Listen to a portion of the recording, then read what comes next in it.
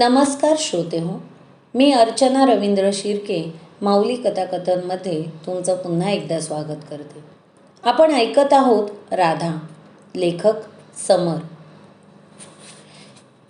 खरंच माझा विश्वासच बसत नाही. क्षमा करा, तुमच्यावर अविश्वास आहे असं मुळीच नाही, मी आश्चर्याने म्हणाले. कारण मी ऐकलेली कथा वेगळीच होती.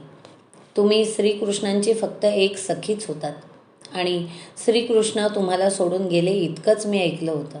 हे आज नव्यानेच ऐकते, तेही तुमच्याकडून, श्रावणी म्हणाली. स्वाभाविक आहे. आम्ही गो विथ द फ्लो वगैरे म्हणतो, म्हणजे भावनांच्या प्रवाहावर विश्वास ठेवून पुढं जाणं. तुम्हाला त्या क्षणी जे योग्य वाटलं ते तुम्ही केलं. अर्थातच तुम्ही गोलोकापासूनच सोबत असल्याने तो निर्णय उचितही ठरला.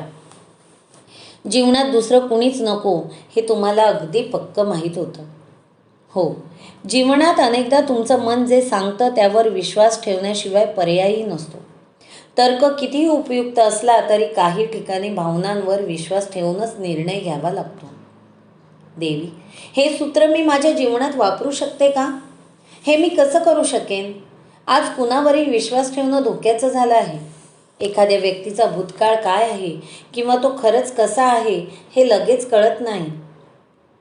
मी ज्या सूत्राचा उल्लेख केला ते सूत्र अविचाराने प्रेमजीवनात अंगीकारता येत नाही. मला त्या क्षणी विवाह करण्याचा निर्णय योग्य वाटला. मात्र श्रीकृष्ण आणि मी अनादी काळापासून ओळखतो हे ते विसरू नकोस. त्यामुळे अधिक विचार न करता उत्कट भावनेवर विश्वास ठेवून कोणताही निर्णय घ्यावा असं मला मुळीच म्हणायचं नाही, हे तू जाणून घे. अनेक उपनिषदांमध्ये प्रकृती आणि पुरुष या तत्वांना मध्यवर्ती ठेवून विवेचन केले आहे. तसंच आपल्या या संवादात विवेक आणि विश्वास या तत्वांना सहभागी ठेवायला हवं आणि मध्यभागीही ठेवायला हवं. तू तुझ्या प्रियकराला 3 वर्षापासून ओळखतेस असं तू म्हणालीस. या काळात त्याचा मूळ स्वभाव कसा आहे आणि तो किती कर्तृत्ववान आहे हे तुझ्या लक्षात आलं असेलच. ती कौटुंबिक समस्या उद्भवली नसती तर ते उत्कट भावनेवर विश्वास ठेवून निश्चितच विवाह करण्याचा निर्णय घेऊ शकली असतीस.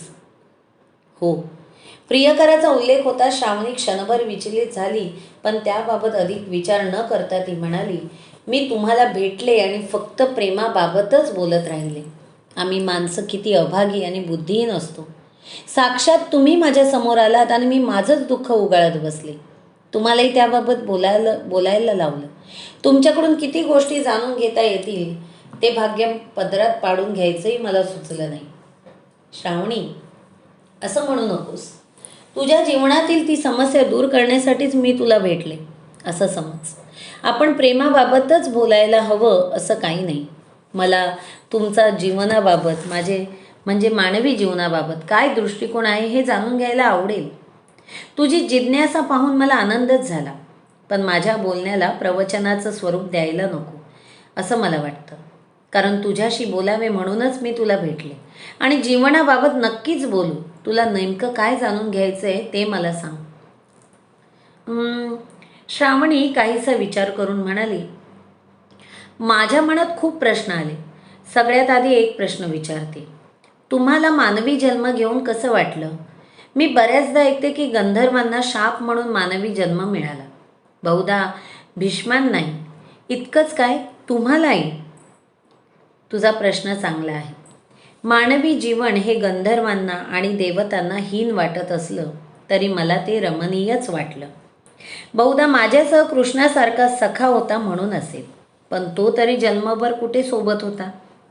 मी माझी मानवी जन्म दुःखातूनच काढू. मानवी जीवनच व्यर्थ आहे असं मी म्हणणार नाही. माझ्या अनुभवावरून मी विश्वाबाबत विचार करू शकत नाही. मी जे पाहिलं, ऐकलं आणि अनुभवलं त्यावरून मी मानवी जीवनाला रमणीयच म्हणेन. माझ्या दुर्दैवाने मला श्रीकृष्णांचा वियोग सहन करावा लागला, पण तसं झालं नसतं तर मी त्यांच्यासह राहिले असते तर मी जन्मभर आनंदीच असते. तो आनंद उपभोगण्याची सुवर्ण संधी म्हणून हे मानवी जीवन.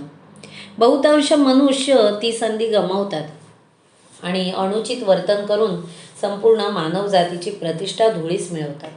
म्हणून गंधर्वांचं मत तसं झालं असेल. मृत्यू अपरिहार्य आहे, आत्मा मरत नाही हे श्रीकृष्णांनी गीतेत सांगितलं आहेच. पण आपल्यासोबत जे आहेत ते पुढील प्रवासात सोबत नसतील ही भावना मनाला दुःख देतेच. या दृष्टीने जीवनाकडे पाहिल्यावर जीवन ही एक शोकांतिका वाटायला लागते. श्रावणीने मोकळेपणाने तिचे मत व्यक्त केले. ती बाब कोणीच नाकारू शकत नाही. जे दुःखद आहे ते दुःखद वाटेलच. मात्र वियोग होण्याची खात्री असल्याने संयोगाचं महत्त्व वाढतं हे लक्षात घे. एका मनुष्याला अनंत काळ राहण्याची, जिवंत राहण्याचं वरदान मिळालं. काय होईल? कष्ट करण्याची प्रवृत्ती नष्ट होईल. मृत्यूच होणार नाही हे जाणल्यावर सुख प्राप्त करण्याची तत्परताही राहणार नाही. सुखही काही दशकांनंतर कंटाळवाणं होईल. अशा जीवनात काय मौज? परमेश्वरानं सगळा विचार करूनच या सृष्टीची रचना केली, असं मी उत्तर पूर्वी कधीही ऐकलं नव्हतं. तुम्ही आशा निर्माण करण्यासाठी दुःखद गोष्टींनाही सुखद न म्हणता अतिशय तर्कयुद्ध पद्धतीने माझे डोळे उघडले. देवी, परमेश्वराने इतकं मोठं विश्व निर्माण केलं. इतक्या मोठ्या विश्वात माझ्यासारख्या माणसांना काय महत्त्व आहे? असंख्य ग्रह, तारे आणि न जाणे काय काय या ब्रह्मांडात आहे. या सगळ्यांसमोर मी किती लहान आहे. तुला याची जाणीव असणंही अगदी चांगलं आहे. हे जाणल्यावर माणूस कधीही अहंकारी होऊ शकत नाही. पण तुझा विचार पूर्णतः योग्यच आहे. कसंही नाही, असंही नाही. तू आकाराने लहान असशीलही, मात्र तुझं अस्तित्व ग्रहान एवढंच महत्त्वपूर्ण आहे. मनुष्य आकाराला खूप महत्त्व देतो, मात्र चैतन्य हे आकारहीन असतं. तुझ्यात जे चैतन्य आहे तो या वैश्विक चैतन्याचाच भाग आहे. तुझं चैतन्य वेगळं आणि विश्व वेगळं असं नाही. हेच एका अर्थी अद्वैत आहे. मी चैतन्याबाबत यापुढे असाच विचार करेन. पण जीवनातल्या दुःखाचं काय? तुम्ही स्वतः जन्मदुःखी होतात असं तुम्ही सांगितलं. या दुःखामुळे अनेक जण आधीच भौतिक सुखांपासून दूर जातात. दुःख टाळण्यासाठी ते सुखही टाळतात. पण सगळ्यांनाच ते शक्य होत नाही. माझ्यासारख्या तरुणीला सामान्य माणसांसारखंच जगायचं आहे. अशा वेळी दुःखाला कसं हाताळावं? तू श्रीकृष्णाच्या चरित्राबाबत चिंतन कर. स्वतः योगेश्वर असूनही ते जीवनापासून दूर गेले नाहीत. त्यांनी सर्व सात्विक सुखांचा स्वीकार केला आणि अकाली निवृत्त होण्याचा विचार करणाऱ्या अर्जुनालाही योग्य दिशा दाखवली. 3 प्रकारचे लोक असतात. एक म्हणजे जीवनात दुःख येणार आहे म्हणून आधीच सुख नाकारणारे. दुसरे म्हणजे जीवनाचा साकल्याने विचार न करता सुखदुःखाच्या चक्रात अडकणारे. आणि तिसरे म्हणजे जीवनाचा सर्वांगीण विचार करून प्रत्येक भावनेचा आदर करणारे. पहिल्या प्रकाराच्या माणसांना संन्यस्त होऊन ब्रह्मज्ञानाकडे जाण्याची इच्छा असेल तर आपण त्यांच्या निर्णयाचाही आदर करायला हवा. दुसऱ्या प्रकाराची माणसं जीवन जगतात खरं, पण तिथे मनुष्यत्वाचा संकोच होतो. मनुष्याला इतकी बुद्धी आणि प्रतिभा दिली तरी तो इतर प्राण्यांप्रमाणेच जगतो ही बाब दुर्दैवी आहे. केवळ आहार, निद्रा, वर्चस्व आणि शरीरसुखामागे धावण्याची क्रिया इतर प्राणीही करतात. मनुष्याने गहन विचार करून जीवन जगावं म्हणूनच त्याला विशेष बुद्धिमत्तेचं वरदान दिलं आहे. ईश्वरी अवतार असल्याने श्रीकृष्णांना या विश्वाचं सत्य माहीत होतं. ही बाब क्षणभर बाजूला ठेव. त्यांनी मनुष्य जन्मातही गुरूंच्या आश्रमात अध्ययन करून तत्त्वज्ञान जाणून घेतलं होतं. अगदी बालपणापासूनच ते विचारी होते. त्यामुळेच इंद्राची पूजा करण्याऐवजी गोवर्धनाची पूजा करण्याची सूचना ते देऊ शकले. त्यांनी जीवन जसं होतं तसं स्वीकारलं. श्रावणीने तिचं मत मांडलं. तात्विकदृष्ट्या मला तुमचं म्हणणं पूर्णतः पटलं, पण या तत्त्वज्ञानाचं अनुसरण करणं मला खूप अवघड वाटतं. दुःखाचा स्वीकार मी करतेच. दुसरा काही पर्याय नसल्याने माझ्यासारखी माणसं दुःखाचा स्वीकार करतात. जीवनाचा एक भाग समजून साक्षी भावाने आम्ही दुःखाचा स्वीकार करत नाही. कारण दुःख हा एका प्रकारे पराभवच असतो. सुख मिळवण्याचा प्रयत्न करताना झालेला पराभव. त्यामुळे अहंकारालाही धक्का लागतो. अहंकार दुखावला की विवेक नष्ट होतो. अगदी खरं. श्रीकृष्णांनी जे केलं किंवा सांगितलं ते अंगीकारणं सोपं नसेलही, पण ते तत्त्वज्ञान अंगवळणी पडलं की जीवनाकडे साक्षी भावाने बघता येतं. तू प्रयत्न करून बघ. नक्कीच जीवनाच्या कित्येक पैलूंचा सखोल विचार करता येऊ शकतो. तो मी का केला नाही हेच मला समजत नाही. पण हो, एका तात्विक प्रश्नाचा मी मागे खूप विचार केला होता.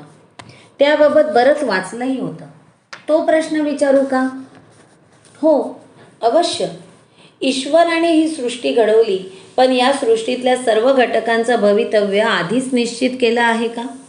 नियतीमुळेच सगळं काही होतं की जीव स्वतःच भवितव्य स्वतः सुनिश्चित करू शकतात? शतकानुशतकं तत्त्वज्ञ फक्त याच एका प्रश्नाबाबत चर्चा करत आहेत. तुम्ही देवी आहात, श्रीकृष्णाच्या पत्नी आहात. तुम्हाला या प्रश्नाचं उत्तर निश्चितच ठाऊक असेल. श्रावणी, मनुष्याने आज बरीच प्रगती केली आहे. पृथ्वीवर उपलब्ध असणाऱ्या संसाधनांच्या आधारे उंच इमारती बांधल्या, विज्ञान विकसित झाले. मात्र तरीही मनुष्याला अजून बराच प्रवास करायचा आहे. तू फक्त आकाशगंगेच्या भव्यतेचा विचार केला तर मनुष्य अजूनही पृथ्वी नावाच्या एका ग्रहावर नवनवीन खेळणी तयार करत आहे असं वाटेल. मात्र तात्विकदृष्ट्या तो सत्याच्या अगदी जवळ पोहोचला आहे असं म्हणता येईल. तू जो प्रश्न विचारला तो वैश्विक सत्याचा उंबरठा आहे. या विश्वातील कुणालाही तो ओलांडता येणार नाही. तू याबाबत सखोल विचार करायला हवा. ईश्वराने तुमच्यासाठी कोणती योजना निश्चित केली आहे हे तुम्हाला समजताच तुमच्या अस्तित्वाचा हेतूच नष्ट होईल. ती योजना सृष्टीला ज्ञात नसणं ही बाबत सृष्टीला चालवणारा स्रोत आहे. तरीही तुझ्या जिज्ञासापूर्तीसाठी आणि तुझ्या विचारांना दिशा देण्यासाठी मी असं सांगेन की तू दोन्ही घटकांचा विचार कर. बहुधा तुझं जीवन नियतीच संचलित करत आहे आणि तिने तुला स्वातंत्र्यही दिलं आहे. मग ऋषीगणांना आणि साक्षात्कार झालेल्या माणसांना या प्रश्नाचं उत्तर कसं मिळतं? श्रावणीने विचारलं. तुला कोणी सांगितलं की त्यांना ईश्वर या सृष्टीची रचना कशी झाली आणि सृष्टीचा अस्तित्वाचा हेतू काय आहे हे सांगतो? ऋषींना तू विचारलेल्या प्रश्नाचं उत्तर मिळतं हे खरं आहे, पण ते वेगळ्या पद्धतीने मिळतं. अशा प्रश्नांमध्ये न अडकता केवळ सायुज्य मुक्ती साध्य करण्याची इच्छा त्यांच्या मनात निर्माण होते. तीच शास्त्रानुसार अंतिम मुक्ती म्हटली गेली आहे. ईश्वराच्या भक्तीमध्ये ऋषीगण इतके तल्लीन होतात की ते ईश्वराशीच एकरूप होतात. ते या तात्विक चर्चेकडे एका टप्प्यानंतर लक्षही देत नाही. त्यामुळेच महर्षी पर्वतावर जाऊन एकांतात तप करायचे. ही चर्चा आता खूप झाली. आपण ईश्वरालाच प्रसन्न करायला हवं आणि सायुज्य मुक्ती साध्य करायला हवी असं त्यांना वाटतं. म्हणजे मला माझ्या प्रश्नाचं उत्तर कधीच मिळणार नाही अशी हिरमुसू नको.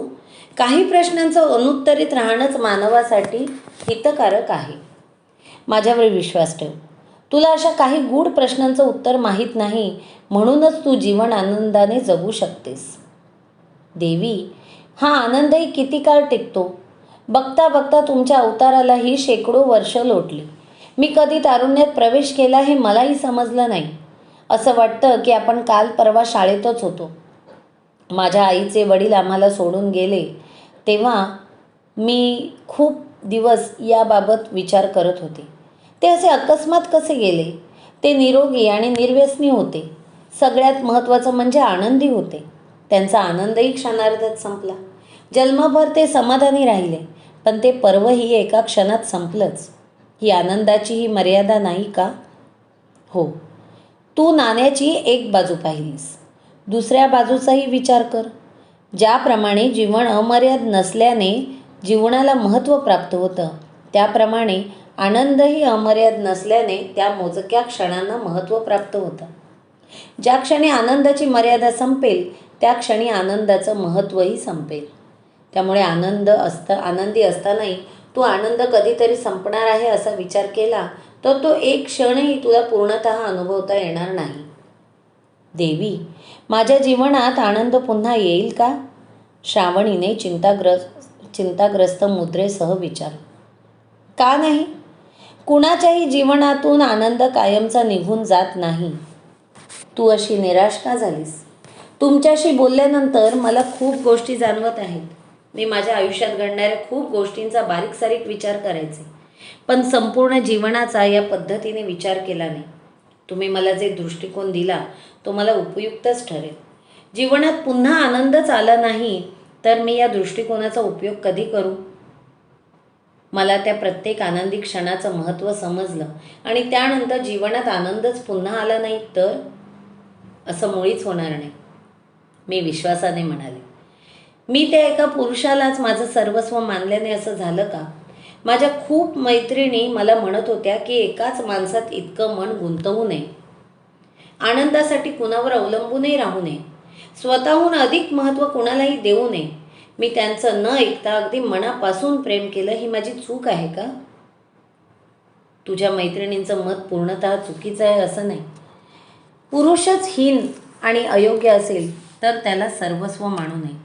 उदाहरणार्थ, मंदोदरी ही एक थोर पतिव्रता होती. तिने रावणासारख्या राक्षसी पुरुषाला तिचं सर्वस्व मानलं होतं. रावणाला वृद्धापकाळातही सीतेसारख्या इतर स्त्रियांची अभिलाषा होती. तारुण्यात तो चारित्र्यहीन होताच, तरी मंदोदरीने त्याला सर्वस्व मानलं. तिला एक थोर पतिव्रताच म्हटलं गेलं. मात्र तिच्या पदरी शेवटी दुःखच आलं. रावणाच्या कुकर्मांचं आणि पापाचे शिंतोडे तिच्यावर उडाले नाहीत, एवढंच तिच्या पवित्र आणि एकनिष्ठ प्रेमामुळे साध्य झालं. मात्र जीवनभर तिला कसं वाटलं असेल? आपला पती तरुणींना बंदिस्त करतो आणि वासनेच्या आहारी जातो हे पाहून तिला निश्चितच अपमानित वाटलं असेल. मात्र रावणाला समजावण्याशिवाय ती काहीच करू शकत नव्हती. त्यामुळेच पुरुषच अयोग्य असेल तर तुझ्या मैत्रिणींचं मत आपण विचारात घेऊ शकतो. मात्र अक्षरशः कुणालाच आपलं सर्वस्व मानू नये असं त्या म्हणत असतील तर त्या एका श्रेष्ठ भावनेला मुकत आहेत.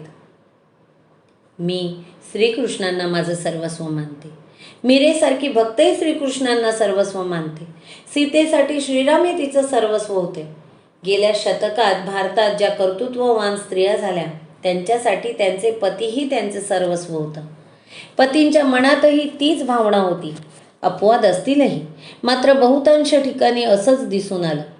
प्रश्न हा पती किंवा पत्नीचा नाहीच. श्रीकृष्ण ईश्वर असूनही मीरेनं त्यांना सर्वस्व मानलं. एका कर्तृत्ववान राजासाठी लढणं हे एकनिष्ठ सैनिकासाठी सर्वस्वच असतं. त्यामुळे अशी योग्य व्यक्ती जीवनात असणं आणि तिला सर्वस्व मानणं मुळीच अयोग्य नाही हे मला सांगायचं आहे.